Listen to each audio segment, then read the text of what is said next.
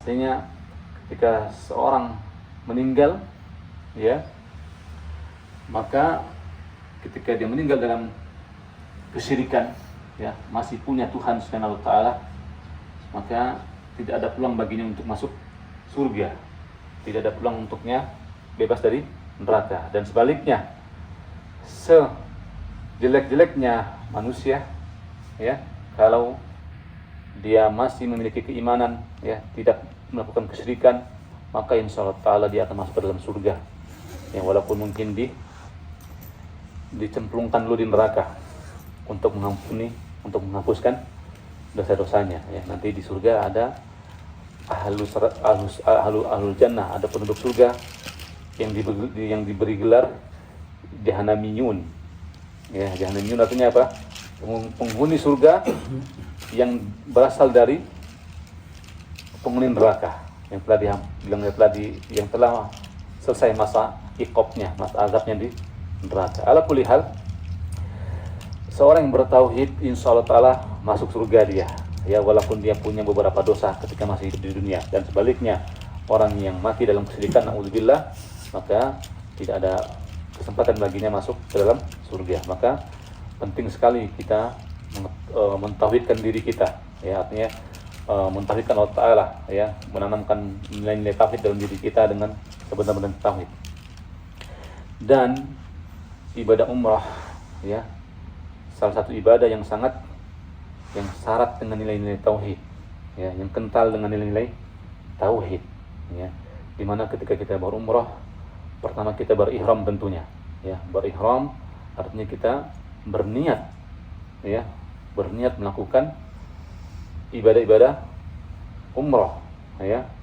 Artinya kita mengikhlaskan niat kita, ya, untuk tidak mengerjakan lagi hal-hal yang sebelumnya diperbolehkan. Berihram artinya mengharamkan diri dari apa? Dari perkara-perkara yang dilarang ketika berihram, ya, seperti memotong kuku, memakai wangi-wangian di badan, bermikop kalau untuk perempuan dan seterusnya. Kita lakukan ini semua untuk apa? Ya, untuk beribadah kepada Ta'ala. Ya, inilah tauhid. Nah, inilah tauhid yang terkandung dalam ibadah umrah yang pertama, ya. Maka sekali lagi apa? Ketika kita berihram, kita luruskan niat kita, ya.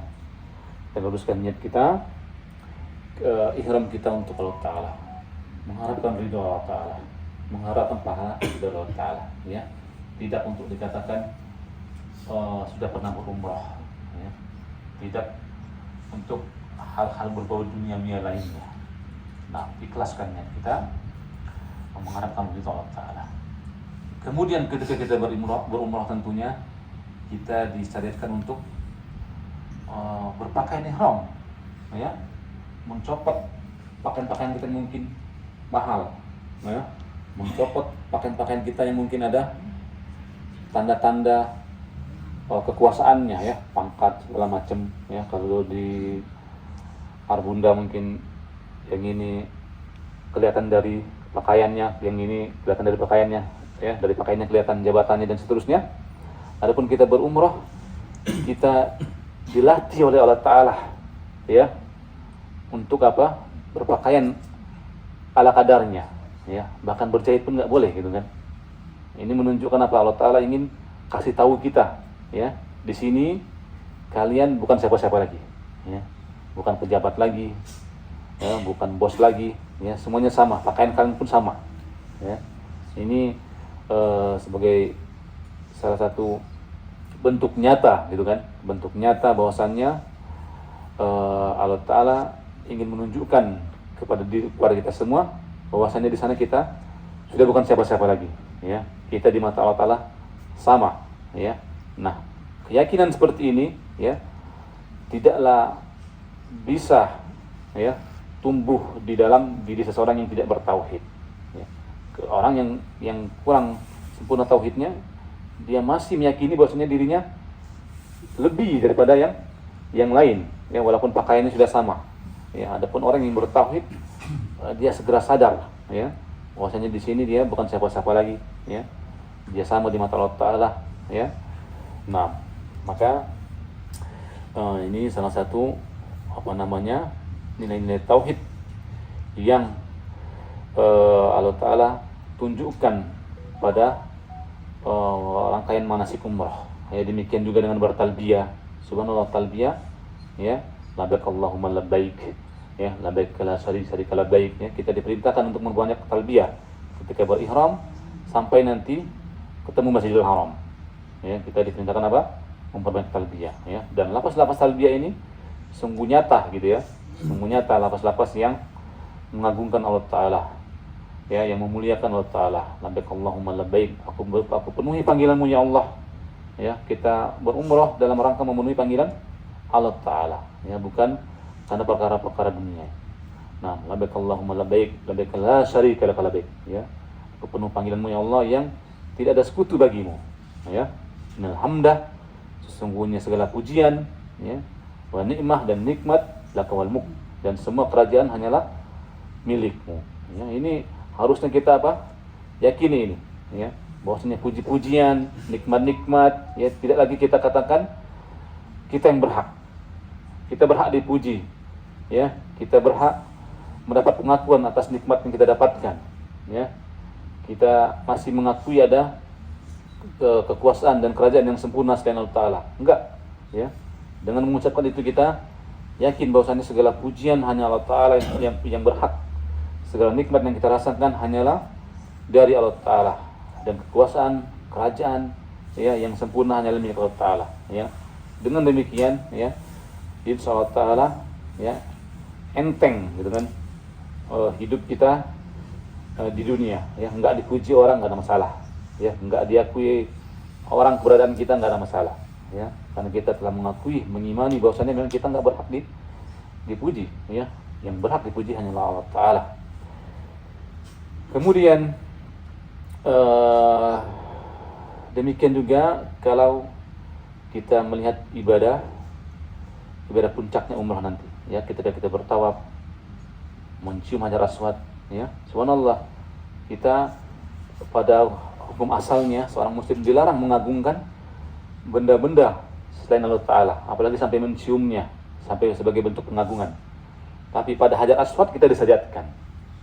Pada Hajar Aswad apa disyariatkan kita untuk menciumnya, menyentuhnya, ya, menyentuh batu hitam, ya, yang kita nggak tahu apa faedahnya, ya, ya, tapi kita lakukan kenapa?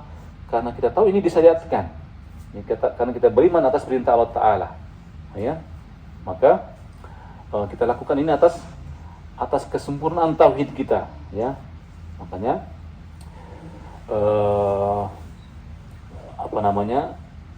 Umar, ya, ketika mencium Hajar Aswad dia katakan apa? Laula lan anduru, kalau tidak aku melihat Nabi sallallahu alaihi wasallam qabbalaka, yang menciummu, maka aku enggak akan menciummu, ya. Karena kenapa? Karena tahu bahwasanya makhluk enggak bisa mendatangkan manfaat kepada manusia, ya, kecuali atas izin Allah Ta'ala. Demikian juga makhluk enggak bisa mencegah mudarat atas diri seorang manusia kecuali atas izin Allah Ta'ala, ya. Jadi enggak boleh kita mengagungkan sampai mencium apalagi benda-benda atau makhluk-makhluk, ya. Tapi untuk Hajar Aswad kita lakukan itu kenapa? Karena tauhid kita kepada Allah Ta'ala, karena keyakinan kita kepada Allah Ta'ala bahwasanya inilah perintah. Ya, seorang muslim ketika diperintahkan sami'na wa ata'na, ya, dia dengar dan dia taat, ya, tanpa dia mengatakan kenapa sholat 5 waktu, kenapa puasa 30 hari misalkan, kenapa berhaji, kenapa berumrah. Ya, enggak, seorang muslim ketika mendapatkan perintah dia sami'na wa ata'na, ya. Dan yang paling nyata dari perkara tauhid dan paling mengharukan dalam nilai-nilai tauhid yang paling mengharukan dalam ritual umrah, salah satunya apa? Yakni prosesi sa'i, ya, sa'i antara Bukit Safa dan Bukit Marwah, yang mana kita tahu ini merupakan sebuah asal usulnya sebuah ritual, ya, atau sebuah aktivitas yang dulu dilakukan oleh ibunda Ismail, ya, yang mana beliau sallallahu alaihi wasallam, yakni Hajar, ya, ketika ditinggalkan oleh Nabi kita Ibrahim alaihissalam di padang yang tandus, ya, tidak ada pepohonan, tidak ada kehidupan di sana, ya. Nabi Ibrahim meninggalkan Hajar dan anaknya Ismail, ya. Padahal dia tahu di sana nggak ada kehidupan, ya. Kemudian Hajar bertanya, ila aina anta? Mau kemana engkau? Ya, berulang-ulang bertanya seperti itu, nggak dijawab, ya. Kemudian apa pertanyaan Hajar selanjutnya? Apakah Allah Ta'ala ya'muruka bihada, memerintahkan hal ini, ya? Apakah Allah Ta'ala yang memerintahkan melakukan seperti ini, meninggalkan anak dan istrimu di padang yang tandus, ya? Kata Ibrahim apa? Naam, benar, ya.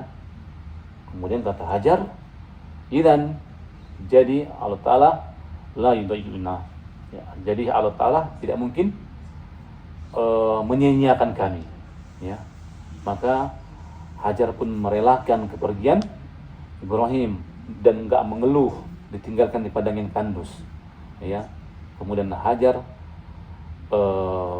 berusaha, ya, mencari air, gitu kan, ketika Ismail mulai kehausan, ketika air susunya sudah mulai mengering, ya. Lihat di sini Bapak Ibu sekalian, ya, dengan tauhidnya Hajar merelakan kepergian Ibrahim. Dengan tauhidnya dia tidak mengeluh, ya, ditinggalkan di padang yang tandus tersebut, ya. Tapi di sisi lain dia tetap berusaha mendapatkan penghidupan. Ya, ini yang namanya tauhid, ya. Bukan artinya ketika kita bertauhid kita berpangku tangan, ya. Hajar mengajarkan kepada kita harus berusaha maksimal, ya, mencari air ketika itu. Demikian juga kita pada zaman sekarang, ya, mencari penghidupan misalkan. Tapi tetap kita yakin bahwasannya yang menghidupkan dan mematikan, memberi rezeki, menyembuhkan penyakit, ya, adalah Allah Subhanahu wa Ta'ala, ya. Sehingga kita senantiasa berusaha, tapi tidak kita bermaksud kepada Allah Ta'ala, ya. Subhanallah, sebagian orang zaman sekarang ketika mencari penghidupan, ketika mencari kesembuhan, ya, yang penting uang masuk, misalkan, ya. Yang penting sembuh dari penyakitnya tanpa menghiraukan perkara-perkara tauhid, ya. Maka kita dapati orang mencari penghidupan dengan jalan yang haram, mencari kesembuhan dalam cara-cara yang mengandung kesyirikan dan seterusnya. Ya, ini tidak menunjukkan sempurnanya tauhid seseorang. Ya, seorang muslim harusnya apa? Orientasi hidupnya adalah ridho Allah Ta'ala, ya. Bukan orientasinya hasil. Maka ketika dia cari uang, bukan uang itu tujuan utamanya, tapi tujuan utamanya ridho Allah Ta'ala.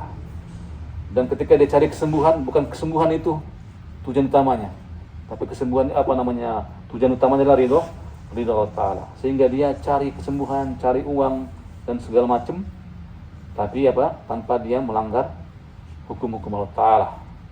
Nah, baik, mungkin ini, ya, yang bisa kami sampaikan. Selanjutnya kita ngapain?